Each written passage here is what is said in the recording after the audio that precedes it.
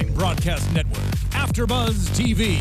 Over 20 million weekly downloads in over 150 countries, and your number one source for after-show entertainment.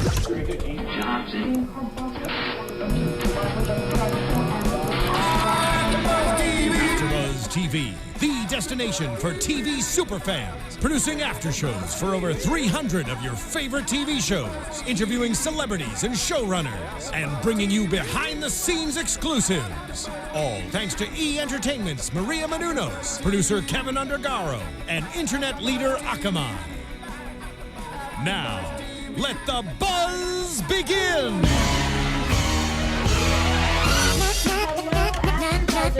Welcome to another episode of the Mindy Project Season 3, Episode 18, entitled Fertility Bites. I'm your host, Sam Davidson. Just a quick reminder, if you guys haven't done so already, please go on iTunes, YouTube, SoundCloud, rate, review, subscribe. We love hearing from you. You can find me on Twitter if you guys want to talk to us during the show at SamD43. I have my lovely co-host here with me. Would you guys like to introduce yourselves and let us know where we can find you on Twitter? Yeah, hey y'all, I'm April Whisenhant, and you can find me on Twitter at April Whisenhant. Hey guys, I'm Sterling Cates, and you can find me at Sterling Cates. We're so clever. Yeah, you guys are so ironic and clever with your Twitter handles. so It took a while. Yeah, I think Mindy would love it. She would. Yeah, I just always At say, Mindy Kaling. yeah, exactly. And also, Mindy is here. She's invisible, and you can find her at Mindy Kaling. Yeah, she's right here. So let's start off by talking about this very interesting episode. Mindy opens her own clinic, and I mean, I was asking you guys a lot of questions during it. I'm like, so she's working at, the OBGYN office and also opening her own clinic. Like, it's kind of confusing. Yeah, so it seemed, last week they talked about it when Dr. Bergdahl is kind of stepping in to replace Mindy, technically, is what it sounds like is happening. So until she gets her fertility clinic up and running, she's going to be there kind of helping with the transition, and then when it's successful, she'll move over when she starts getting more patients and it's on its feet. That's what it sounded like to me. Yeah, I think she's just kind of has been in the construction phase, and we see in this episode that she's like fully, or now she's opening, and she has her opening grand gala and everything. That's red carpet risque. I love that part. Dress code. But yeah, I think she's just kind of transitioning, and maybe Bergdahl is taking her place. And he's doing a very interesting job of that, which we will get into, but more about getting into Mindy's clinic. I mean, she has no patience. She has never done any kind of fertility anything. Well, she has no resume with it other than being an OBGYN. Like, she can't just expect that a flood of patients are going to come in because she has no background. Yeah. No, stats that says how many successful pregnancies she's helped with or whatever. So I can imagine that process would be really difficult. But everyone has to start somewhere, so I kind of feel really bad for her because, my mom is a nurse, and she always tells me, or used to tell me stories about how whenever they would have a new doctor starting to work there, how it's kind of tough for him to get his own patients because nobody wants to get something done from the doctor who's never done it, or who's only done it a couple of times, or who's just done it in med school. So I don't really know how she's going to go about getting her first initial patients. I feel like that's going to be even more stress on her, and especially with the pregnancy. That's not good. I feel like it'd have to be someone either she knows or someone that's going to take a chance on her because, I mean, if it's some random person, you're going to go to someone who has a strong background. Right. Well, I mean, the question is, it's always the big question in running a business or starting anything, that person that's so successful, how did they start? They have to have had one person. Right, exactly. But I mean, I think she has a very promising business because she does come from a seemingly very successful OBGYN office, and she has lots of friends who are, in the same field, so they can definitely, help out with that. But my question is, above anything, what makes her be a fertility I mean, we don't really know the kind of knowledge that apparently she knows about being a fertility doctor. She's an OBGYN, we know that.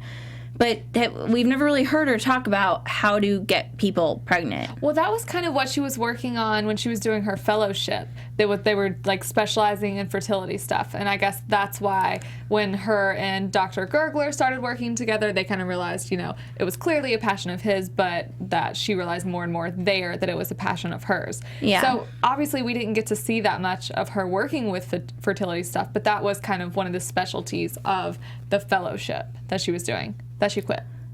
Yeah, I'm like, just going to clarify that she didn't finish, Yeah. And that's going to be a hard thing. I mean, she's a hard sell, and she's pregnant.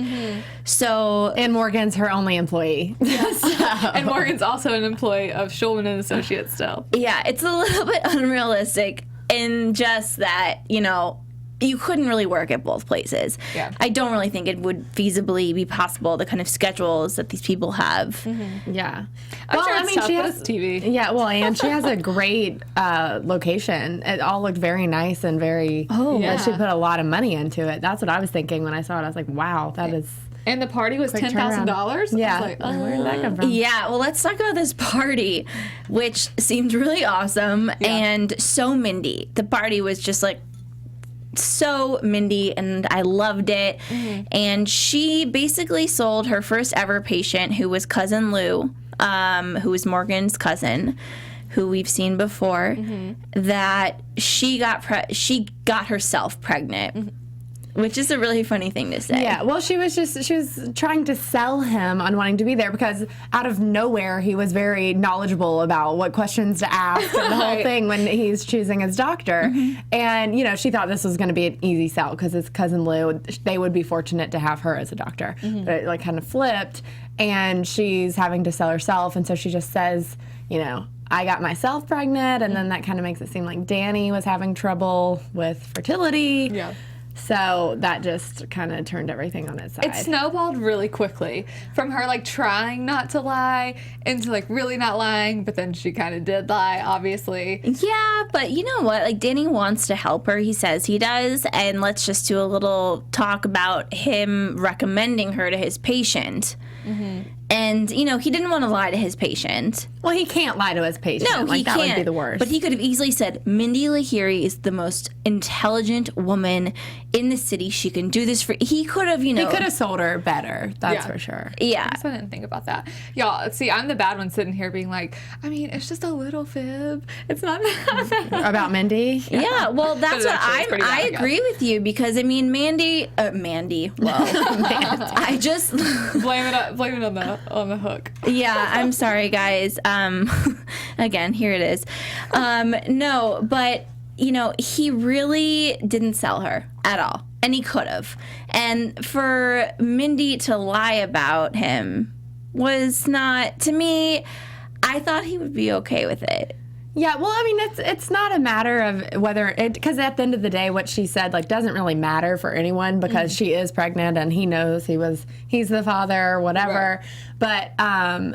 But it's a matter of his pride and being publicly humiliated in front of all these people who think that shooting blanks or what have you. I just think that I'm not going to beat around the bush anymore. I think that she didn't think that Cousin Lou was going to go tell the entire party that Danny, was having trouble with infertility. And then next thing you know, I'm like, how does Cousin Lou even know all these people to tell them this? Next thing you know, the entire party knows that, or thinks that they know that Danny can't have a baby.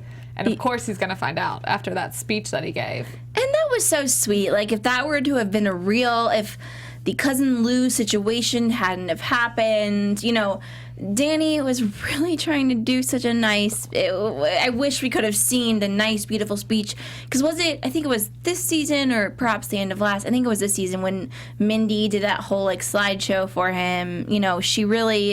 She is professed her love, and I thought it was kind of his time, and she was just like, "Stop, let's go. This party sucks." Yeah, well, I feel that that always happens when she doesn't want him to catch her with whatever lie she's told this episode. Yeah, seems to be. She literally belongs in Pretty Little Liars. Yeah, she really should. She tells more lies than they do, and she just lives with it. She just literally is telling lies left and right. However, this last lie that she told to Cousin Lou and his wife, I kind of understood. Yeah, me too. Because honestly, I'm like, she needs patience. She needs patience. Right. And Cousin Lou is kind of the lowest of the low. And if you can't get him, then you're not going to get anybody. Exactly. Well, she had that one lady who wanted to come to her that was really old. But that's impossible. I feel so she wouldn't have had a success story. Yeah, also extremely offensive to that. I'm glad you brought that up because I thought about it and I was like, poor lady. Yeah. And then, they were like, is this another prank? I'm like, what pranks? What pranks? Have people been doing that to her? Yeah, that's what they were insinuating anyway, which I thought was hilarious, that people were pranking them. But, I mean, there definitely is an age where you, like... It's impossible, yeah. But I thought it was really funny, though. And she was so shocked and cute. I know. I felt really terrible for her. So we find out, Danny finds out at the fertility clinic party about what Mindy said about him to basically everybody. It bled, it spread out to everybody, and he naturally gets very upset. But really quick, before we get into Danny and Mindy, because it's going to take a minute, let's just talk about Morgan and Tamra and Beverly and Dr. B. Killing it this episode. This was one of my favorite episodes for Beverly. Like, she is hilarious. With her eating off the knife, saying she doesn't feel safe. She's like, I don't feel safe here. That was perfect. Yeah. She is hilarious. I love her. She is. I loved Tamra in this episode. The part where she goes, where they were offering Dr. Bergdahl the money at the end, and she's like, well, it's only $187, and it's pledged, so if you want it, you might have to follow up with the people and make some calls. I know, it was awesome. So they are banding together to do a nurse obesity thing. Oh, yeah. A problem that bothers them all, they said. It's nurse obesity. Yeah, and it makes absolutely no sense. Yeah, Mindy's like, what? You guys are all so skinny. And of course, Mindy Morgan says, because of poverty. Yeah, and I mean, I do believe that Morgan is very poor. Don't get me wrong. He lets us know that for sure. Yeah. Yeah.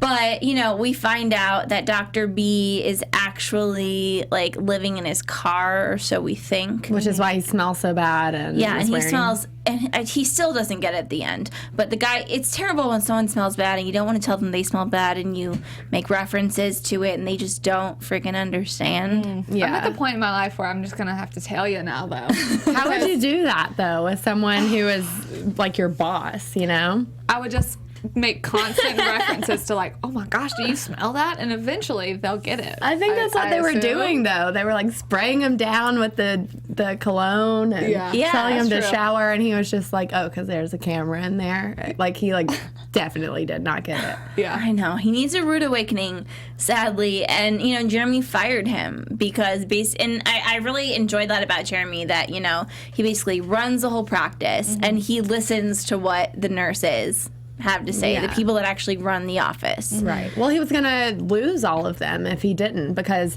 Dr. B was treating all of them so poorly, and no one deserves to work in that kind of environment. Right. So. Yeah. And they're so used to it being, just like Morgan said, a family environment and that sort of thing. And Dr. B's like, no, my family is my wife and my kids. This is not a family. And so he's just, he's a different mix to throw into what they already have. He's a different kind of person and a different kind of doctor. So the fact that he's like, who wants a sandwich? Nurse, make me a sandwich. Hey, the nurses are making sandwiches. Like, that's not how they're used to being treated. And no one should be treated. No. Exactly. For sure. So I'm happy that Jeremy stood up for them. I was kind of surprised, though, that he was so easily like, oh, if you all leave, then whatever. Then, yeah, sure. Well, it I'll shows fire how much he depends on them, and that it's more than just working together. They actually kind of have their own family going on within, and those people are established, and they're just not going to go. But, we end up finding out that Dr. B is sleeping in his car only because he and his wife are having problems, and he could easily afford a hotel, which is still stupid to me. I'm like, doesn't mean you need to rent an apartment. You could just find a hotel for a few nights. You're a doctor. You have money. True. I thought he was from Philadelphia. Yeah. Didn't he travel from Philadelphia It was to get something there? confusing because I was a bit confused when I saw him as well. I'm like, he's here now.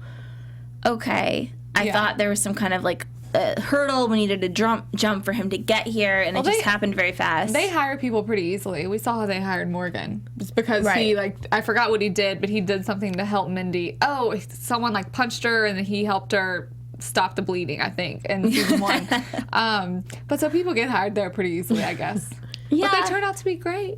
Well, he's apparently a great doctor because he's had more procedures and whatever than all the other doctors. And Combined. Yeah, combined. So he's, working efficiently. He just has some personal issues, like his terrible smell that he needs to work on. Yeah, I think that's the worst personal issue that he has aside from his family problems. Because, person that has family problems that has money, they don't sleep in their car. There's Well, it was kind of sad though when he was saying that he didn't want to find somewhere else to live because it made it seem like it was a real thing that he wasn't living at his house with his family anymore. But I mean, I can only imagine living out of your car is a little more depressing than just being in a hotel room. He doesn't have to though. Yeah, I mean, he could Well, just. now he doesn't because he gets to live at Mindy's.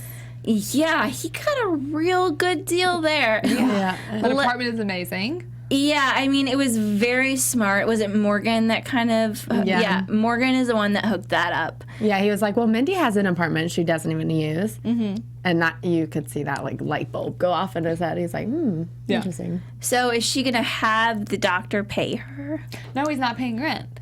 Because He's going to refer all of his patients to Yes. her. Which, I mean, in turn, could be rent, for her if she gets all those patients. Mm-hmm. And that way he'll stay at her apartment and she'll hopefully get the patients. I mean, a referral doesn't mean that they're going to sign up. Yeah, they sign up. Well, it's frustrating to me that Danny can't be that person for her. Yeah. Well, if Dr. Bergdahl's doing so many more cases anyway, then I guess, I mean, I'm sure Danny will, but maybe he'll be a little better at it.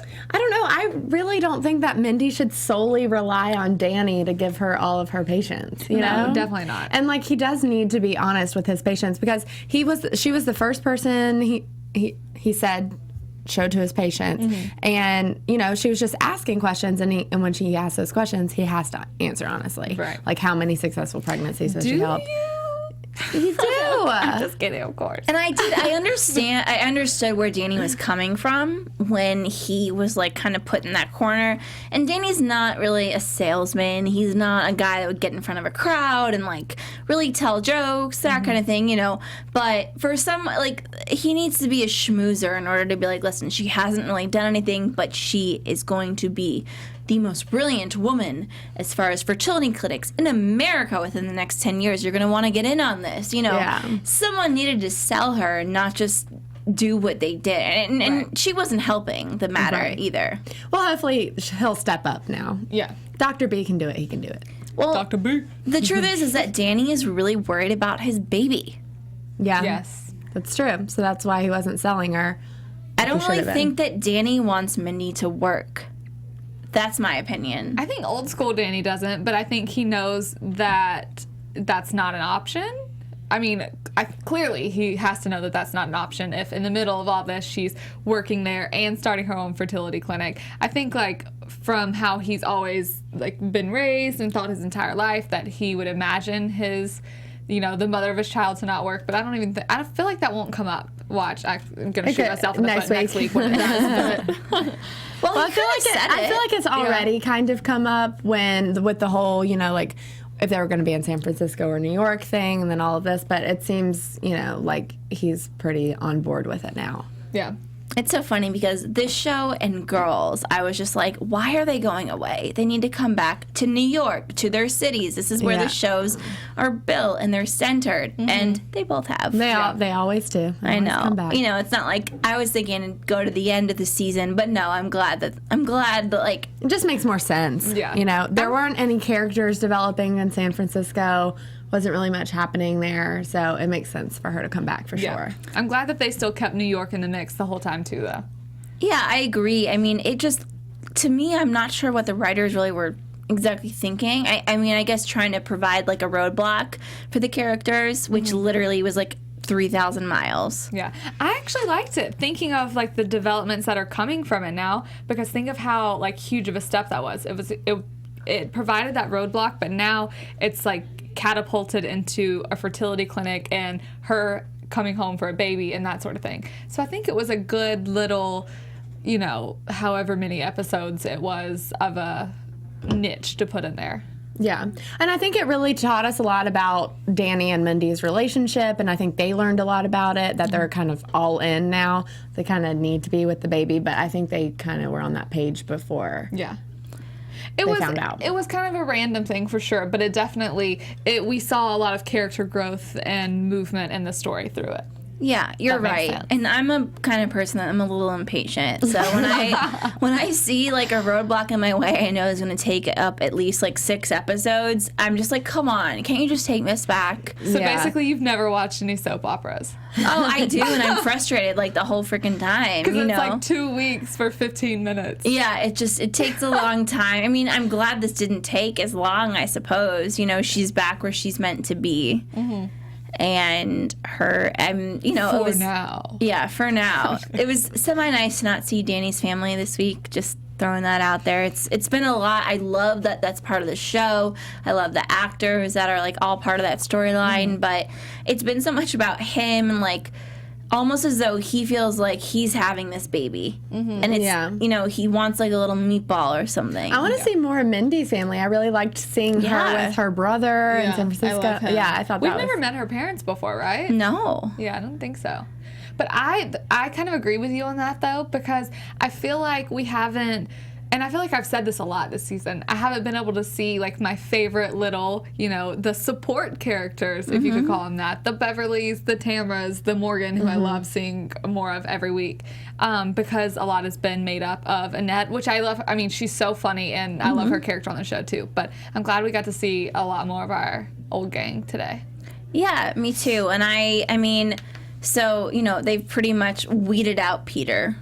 Yeah. We saw a FaceTime or whatever Last with him last week. And I actually really just want to say that I so much appreciate that they did that. Because I hate it when they just cut characters off of shows, I like that they kind of just like, Gradually took him out, yeah. Yeah, exactly. But, is his replacement Dr. B? I hope not. I hope not either. Terrible personality. Yeah, I mean, and, it was so nice what Beverly, Morgan, and Tamara did or tried to do, whatever. They brought him back, but he's still going to be annoying. Yeah, we'll see.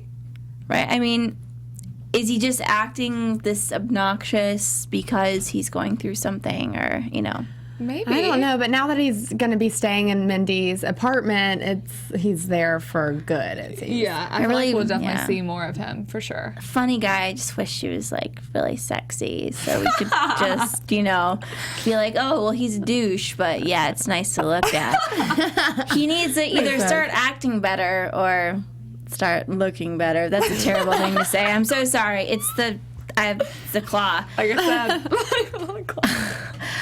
Okay, so so Mindy and Danny, at the end of the episode, decide to move in together. It was a long time coming. Yeah. They basically already lived together. It was just a matter of when Mindy felt like she could take the plunge. Yeah. I love No. that it was so natural and that it was just like her being like, hey, I think I'm ready to move in. Which, I mean, I could personally never do. Ever, like, just have that kind of a super casual conversation. But, he's expressed that he wants her to move in before. So Yeah. I like that it was just kind of like, hey, I think I'm ready. Only after she realized, I guess, that her apartment definitely wouldn't be there anymore because Dr. B's staying in it from now on. But, yeah, I'm excited for them. Yeah. What do you think about it? I just think it was a long time coming. Like, I knew it was going to happen at some point or another in the season, and it seemed like a good timing for it. And we know that at the end of every episode, they always, I don't want to, knock on wood, they always end on good terms. So Yeah. I thought it was a good way to end this episode for sure. Yeah, and it just, like, really kind of came to me how far we have come in this series. Like, think about the first episode ever and Seriously, to yeah. now. I mean, their relationship has grown, and it's one of those awesome shows because it's the Mindy Project. This is about Mindy. It's not the Mindy and Danny Project. It's the Mindy Project. However, we have seen her come so far with her relationship with him. And I love the message she's sending. I love it all. I think we've gotten to everything tonight. Let's get into predictions. Yeah. Okay. What do we got? And now, your Afterbuzz TV predictions. I'm curious to see, once her fertility clinic gets up on its feet and is successful, how much of the other office we'll see. And those supporting characters, like if they'll go over with her or if they're going to stay, like how that balance is going to work. Yeah. Or if maybe her new employees, they'll bring in some more people and we'll get some more characters so we're not stuck with only Dr. B as our new character. Yeah. But I'm very curious to see how that dynamic's going to go. I'm kind of wondering the same thing. I don't really have a prediction about that, I guess, because I feel like she can't, like, they can't make it go through 2 different practices, so I don't really know. But this isn't necessarily a prediction, but I did see an Instagram where all of her ex-boyfriends are back in an episode at the end of this season. Well, that sounds awesome. Which I'm real excited to see. I'm excited to see that, hopefully. I also hope to see Mindy's family like we talked about. I want to see Mindy have some more girlfriends, and, I mean, let's see her get fat. What do we think about a proposal? Well, Season finale. after what I saw tonight, I kind of think that a proposal is happening. Yeah, me too. I think it's going to come soon. Well, thank you guys so much for watching. We can't wait to talk to you all next week. Where can we find you guys online? You can find me on Twitter and Instagram at Sterling Cates. And you can find me on Twitter and Instagram at April Whisenhant. You can find me on Twitter and Instagram at SamD43 and online at SamDavidsonEntertainment.com. And you can find Afterbuzz TV at Afterbuzz TV on Twitter, Instagram, Facebook, basically everything. So thank you guys so much for watching, and we will watch you and see you and listen to you next week. From executive producers Maria Menounos, Kevin Undergaro, Phil Svitek, and the entire Afterbuzz TV staff, we would like to thank you for listening to the Afterbuzz TV network. To watch or listen to other after shows and post comments or questions, be sure to visit AfterbuzZTV.com. I'm Sir Richard Wentworth, and this has been a presentation of Afterbuzz TV. Buzz you later. The views expressed herein are those of the hosts only and do not necessarily reflect the views of AfterBuzz TV or its owners or principals.